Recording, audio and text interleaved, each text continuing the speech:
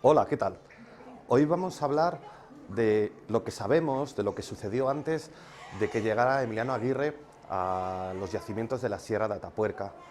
Como sabemos, a finales de los años 70, Emiliano Aguirre empieza a trabajar en diferentes cavidades y yacimientos de la Sierra de Atapuerca. Emiliano Aguirre va a ser director de estos yacimientos hasta el año 1990, año en el que se jubila, y cogieron las riendas los tres codirectores actuales, que son Eudald Carbonell, Juan Luis Arzuaga y José María Bermúdez de Castro.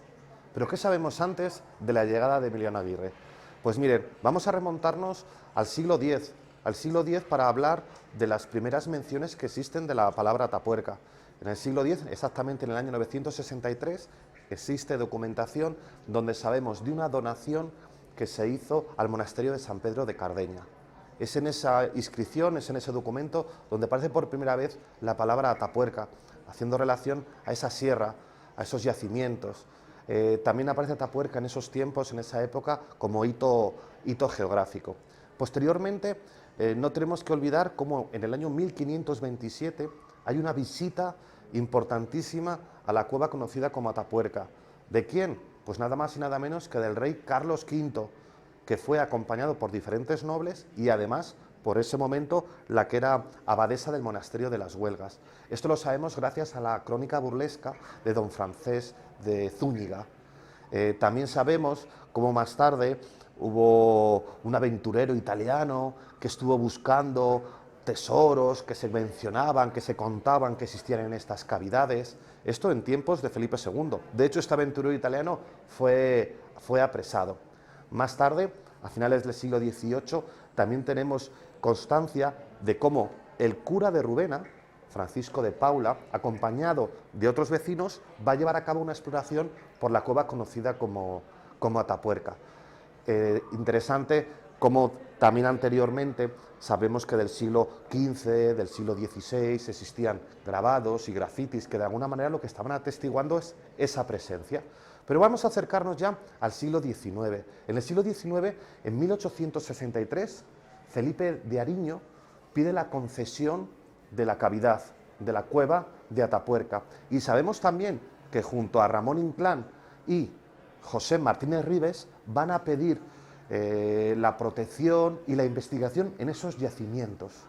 En 1868 serán Pedro Sampayo y Mariano Zuaznavar los que van a realizar una descripción de los planos de la cueva conocida como Sierra de Atapuerca. En esos planos, en ese estudio, se va a recalcar pues, la presencia de inscripciones desde el siglo XIII, incluso en algunas de las inscripciones aparece presentar caracteres islámicos. Podemos decir que casi este trabajo, esta descripción, fue el primer trabajo de investigación que se llevó a cabo de los yacimientos de la Sierra de Atapuerca. Hoy son innumerables las tesis, los trabajos de investigación y publicaciones sobre esta sierra. Ese trabajo del que les hablaba de Sampayo y Zuaznavar es en el primero en el que se describe la cima de los huesos. Vamos a remontarnos al año 62. Entra en escena el grupo espeleológico del Weiss.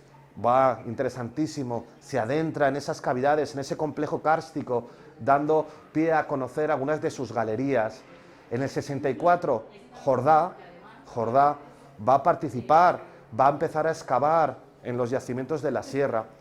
¿Recuerdan esa descripción de planos de Sampayo y Zuaznavar?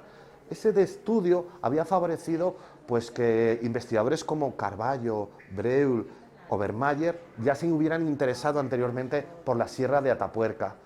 Año 72, Edelweiss localiza la Galería del Siles, otro evento importantísimo. En el 73, Apellaniz empieza a trabajar en el portalón de Cueva Mayor. Se sigue trabajando, se sigue investigando. Fundamental, año 76, Trino Torres, un estudiante madrileño, está haciendo su tesis sobre huesos de oso.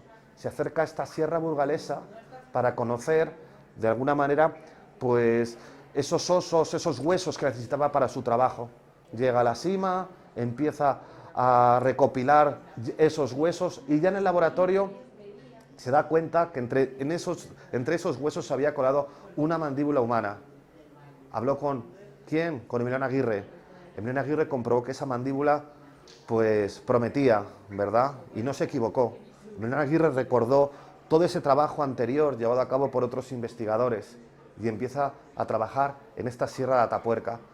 La historia de la sierra ya la conocen, un yacimiento espectacular, patrimonio de la humanidad, con restos humanos interesantísimos, bien conservados, bien localizados, algunos de ellos los más antiguos de Europa, y además la presencia de diferentes especies. Un lugar, podemos decir, espectacular, un lugar mágico, un lugar extraordinario. Nada, muchísimas gracias.